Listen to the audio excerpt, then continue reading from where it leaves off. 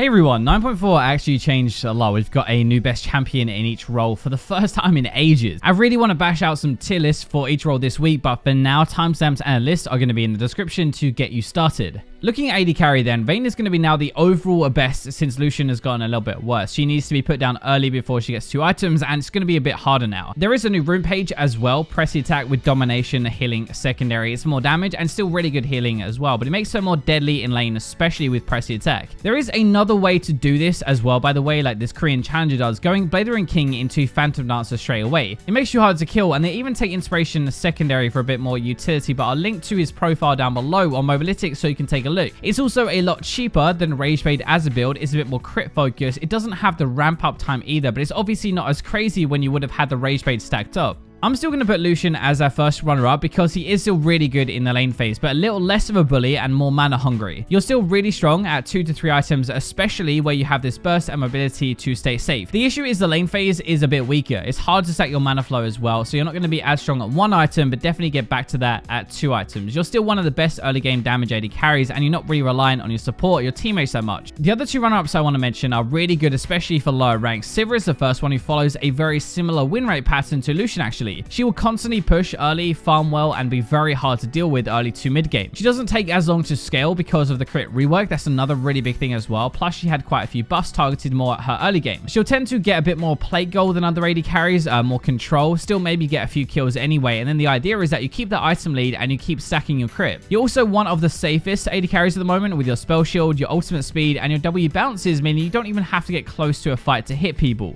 The other one that I think is worth the mention is Jinx, who spikes harder than almost any single AD at 2 items because of the rune synergy with her rockets and the crit bonus damage on Infinity Edge again. She also tends to get those items faster in solo queue because she can farm really well. AoE rocket waves down and then demolish towers, melting through plates in a very short space of time with her minigun. Her W was obviously buffed recently as well to work better with attack speed and flow better, which is great, but it's the resets in the early fights, it's the new Infinity Edge, and the tower plate gold being available. Now let's go into our mid lane. So the best overall I think is going to be Zed, who had buffs to his attack speed per level, his Q damage, his W range and cooldown, but he did lose the bonus AD from his ultimate. He is definitely back though after this, a ton better, and it looks like his early game especially is much better, which is what we thought would kind of happen. He does have higher range on his shadow to secure kills now in lane phase, more damage on his Q, which is his poke. It's the thing he maxes first, but it's also his wave clear. There is actually this challenger Zed player who runs triple lethality now as well, into GA and then Sterix, which I don't see that often, focusing purely on removing a priority target. It's a bit different. He often split pushes as well and shreds towers down, but there's no last whisper or anything like that. You can check his games down below for a bit more info though if you want to play it that way.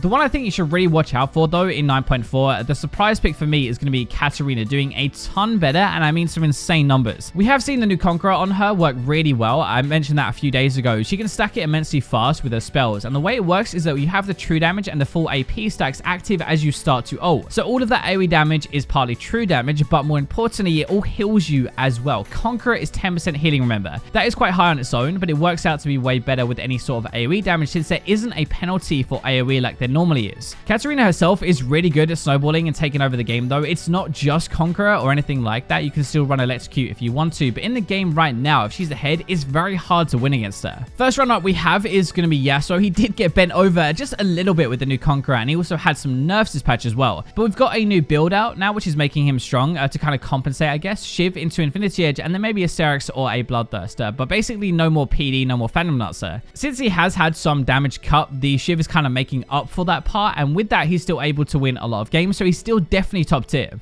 Lissandra is still probably the safest and the most reliable pick that you can play at the moment because you can't really mess this up, which is why she's so good. You always bring decent engage and crowd control to a fight. You have Aftershock to help you trade. Even if you do it terribly, it doesn't really matter, and you're going to stay alive when you dive in. There aren't really many matchups that you should lose, and especially when you pick up Ludens now, you end up being able to do a lot more yourself and actually be able to carry. Moving into our jungle role then, this was one of the biggest shakeups actually because Rek'sai is now the best jungler for now at least, and is basically like a higher damage, a a better ganker, easier version to play than Camille used to be. She can gank constantly, brings a stupid amount of damage now, is hard to play against because she'll go over walls that you really don't expect. So you think you're safe, but you're really not. She had a lot of quality of life buffs this patch, which not only made her stronger anyway, but more accessible and easier to play to start with, which I think is why everybody is doing so well. There is a challenger EUS Rek'sai main, by the way, who is stomping with her at the moment, as you'd probably guess. They mained her before the nerfs as well though, so they'd be a really good person to learn from and see what they are doing. Link to their profile is going to be in the description. The one I think you should watch out for as a jungler, and one you might want to pick up yourself, is going to be Master Yi. He seems to be an absolute unit right now, and that's even more at lower ranks. The new Conqueror is pretty much responsible for that. The Keystone is insane for him. You stack it up in seconds, and that is kind of a new part to it. Before, you would have to wait 4 seconds in combat to activate it. Now that was fine for laners who could prep it on minions before, but not fine for junglers who had to walk into lane with 0 stacks. Now, with all of the other good stuff that you have anyway, you just need 5 stacks, which isn't that hard to get at all. It's way faster than 4 seconds anyway. It means you ramp up faster to full damage now. Our first runner-up is Jarvan, probably the most consistent carry jungler there is going to be. You can play him every single game, and he wouldn't be a bad choice. You're going to gank a lot with Jarvan. You can also engage though. You can kill people yourself. You can even vary your build path depending on what you need for the game, whether you want to go full AD,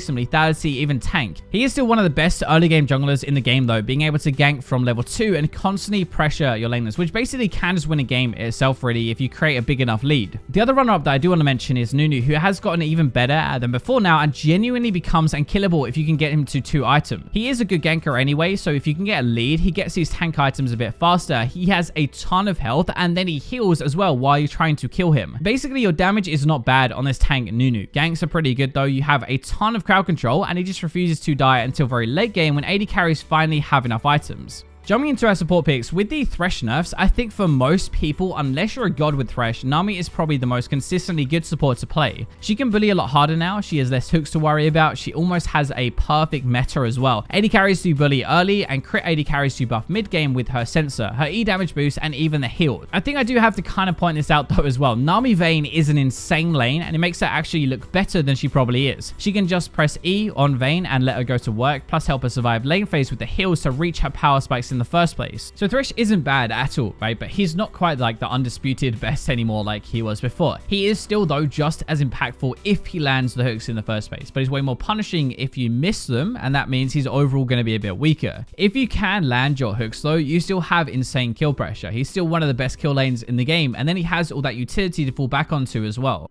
Another runner-up that I want to mention is Soraka, because she is kind of probably the safest there is at the moment. Like, she's always going to be useful no matter what happens in the game. At the very least, you can force a carry to spend some gold on healing reduction instead of damage, and if you don't, then your job is just mega easy. You've got your team-wide heals, a ridiculously overpowered silence. You can even bully lane phase as well with your poke, and I don't think there's a phase in the game where she's actually going to be bad. The final one I want to talk about for support is going to be Sona, who is definitely a bit worse in lane than Nami or Soraka, but she's better as you get later into the game. I've talked about it a million times, but she scales with items really well. It's an aura spam really, so the ranks in her ultimate reduce the cooldown of your QWE, which means you can spam them even more. There is a Sona player called Galactic Pimp in NA who plays this very different thing though, getting AP and most games with Archangels. It means more spamming with more mana, but something you'll notice if you look at the profile is they go sensor with champions like Vayne and stuff, like auto attackers and Athenes, and more AP with champions like Ezreal, who you can't really buff that easy. So last role is going to be top lane, and this has some of the most overpowered picks in the entire game. And I'm just going to warn you, by the way, all of the top laners we're talking about are Conqueror abusers. I'm going to start off with Riven, who pretty much won the lottery with the new version of Conqueror. She can stack it faster than most because it's now from auto attacks, but also from abilities. More AD also means more shields and more damage. You've got really good synergy with your Death Stance as well. That heals, but it keeps you alive with the bleed long enough to stack your Conqueror up. Riven was already pretty good anyway in the game. She's just that much better now, and a lot of people have started to ban her in solo queue already. Yorick though is actually banned even more than Riven because he's even more annoying to play against. He's going to hit a point in the game with Trinity Force where you can't ever 1v1 him anymore, and if you don't get any help from your team, he'll start nuking down your towers as well. There is a Yorick main who actually goes Death Dance second, then Visage afterwards, so it's kind of like a total heal build. Even his runes heal him. It's going to be good damage obviously because you're building 2 damage items, but it's amazing for split push as well because you can't get easily shut down. But if you fancy trying that, I'll link to his profile down below. Another runner up that I really want want to mention is Jax, who is loving the new Conqueror and can stack it faster, the most with his spells and autos together, which is great. But it isn't really about that. It's about the Spear of Sojin. This thing is broken on him. It's actually insane how good it is. You get more tanky now, which is great, but when active, it means you can pump out even more damage and use Counter-Strike so much more, making it almost impossible to fight him. Kled is the last top laner we're going to look at. He's a very strong, underrated champion anyway, but now he's bonkers with the new Conqueror. If he gets the lead early, some sites have him close to a 70% win rate before 15 minutes, which I don't think I've ever seen that high before. It kind of makes sense though, because he can just face roll over everybody, and it is still high throughout mid game as well, where he can ultimate and then run people down. The new Conqueror just gives more damage and even helps keep him alive, and I think the meta really suits this kind of like play aggressive style early. So that is the tier list for 9.4. Thank you for watching the video though, and staying till the very end, but for now I will leave you with the robots.